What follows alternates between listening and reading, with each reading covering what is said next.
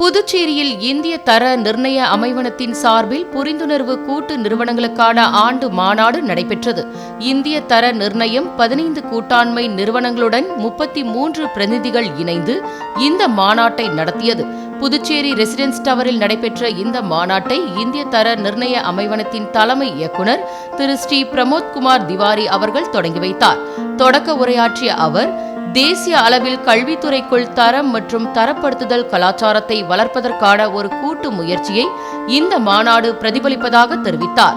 மேலும் இந்திய தரத்தை உலகளாவிய அளவுகோலாக மாற்றும் மாண்புமிகு பிரதமர் நரேந்திர மோடி அவர்களின் தொலைநோக்கு பார்வையுடன் ஒத்துழைக்க கல்வி நிறுவனங்களுடன் ஒரு வலுவான ஒருங்கிணைப்பை உருவாக்க வேண்டியதன் அவசியத்தையும் அவர் வலியுறுத்தினார். தேசிய மற்றும் பன்னாட்டு தரப்படுத்துதல் சுற்றுச்சூழல் அமைப்பில் கல்வியாளர்களின் ஈடுபாட்டை வலுப்படுத்துவதன் மூலம் கூட்டாண்மை நிறுவனங்களின் ஒத்துழைப்பு மேம்படுவதை நோக்கமாக கொண்டு இந்த மாநாடு நடைபெற்றது. இந்த மாநாட்டில் தர அமைவனத்தின் துணை இயக்குநர் திரு ஸ்ரீ ராஜு சர்மா அவர்கள், தெற்கு மண்டல துணை இயக்குநர் திரு பிரவீன் கண்ணா ஆகியோர் பங்கேற்றனர். The Management Studies Department of our partner institutions.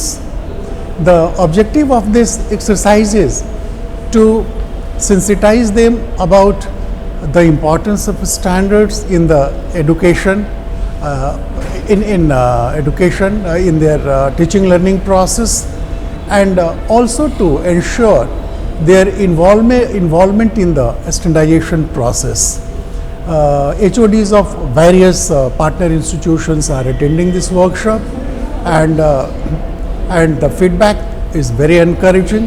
They feel that we need to take this initiative forward by organizing capacity building programs for other faculty members, which we will definitely do.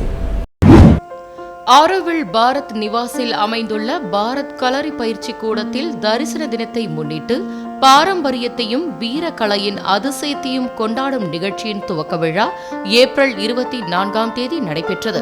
நிகழ்ச்சியை குஜராத் மாநில கூடுதல் தலைமை செயலர் மற்றும் ஆரோவில் அறக்கட்டளையின் செயலருமான IAS doctor Jayanthi S Ravi அவர்கள், ஆரோவில் ஆட்சிமன்ற குழு உறுப்பினர் டாக்டர் நிரிமா ஓஜா அவர்கள், சிறப்பு செயல் அலுவலர் டாக்டர் சீதாராமன் அவர்கள், அறங்காவலர் திரு ஜென்ம ஜெய் மொஹந்தி அவர்கள், தினமணி தலைமை செய்தி ஆசிரியர் திரு கே வைத்தியநாதன் ஆகியோர் நிகழ்ச்சியை குத்துவிளக்கு ஏற்றி துவக்கி வைத்தனர்.